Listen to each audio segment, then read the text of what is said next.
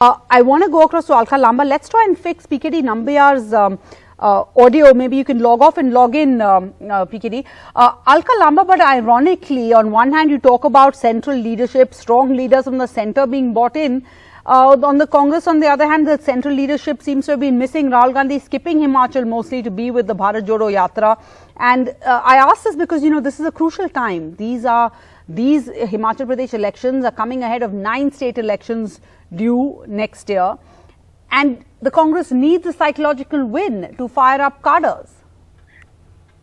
सारा ये सच्चाई सब जानते हैं कि श्री राहुल गांधी जी कोई भी चुनाव स्किप नहीं कर रहे। सब जानते हैं 7 सितंबर से भारत जोड़ो यात्रा चल रही है और जो मुद्दा हिमाचल का है, जो मुद्दा गुजरात का है, वही मुद्दे भारत जोड़ो में बने हुए हैं। बेरोजगारी, महंगाई, गिरती अर्थव्यवस्था, गिरता रुपया, धार्मिक उन्माद, इसलिए भारत जोड़ रहे हैं और उसका असर सीधा हिमाचल में आपको देखने को मिलेगा। सारा मैं 100 दिन वहां रही हूं, पूरे 100 दिन करके 10 तारीख को लौटी हूं। 12 डिस्ट्रिक्ट में से 10 डिस्ट्रिक्ट में घूमी, 2 डिस्ट्रिक्ट किन्नौर जहां 1 सीट आती है, लाहौल स्पीति जहां 1 सीट आती है, सिर्फ वहां नहीं जा पाई। इस आधार पर कह रही हूं हम जीत रहे हैं। क्यों?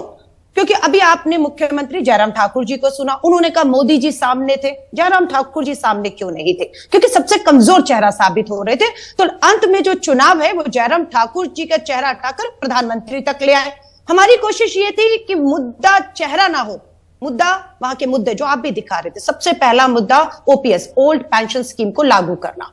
हमारा उसमें क्या था? पहली गारंटी, पहली कैबिनेट मीटिंग, पहली मोहर ओपीएस पे पहले 10 दिन में बैंक खातों में पैसा आएगा। दूसरा, 10 लाख बेरोजगारों की सौगात है वहां पर। हमने क्या कहा? हमने कहा कि पहले 1 साल में 1 लाख सरकारी पद जो खाली हैं हम उसे भरेंगे। महंगाई पर मुद्दा रहा तीसरा सबसे बड़ा महिलाओं के बीच में, 1150 का उज्ज्वला सिलेंडर सब्सिडी बंद।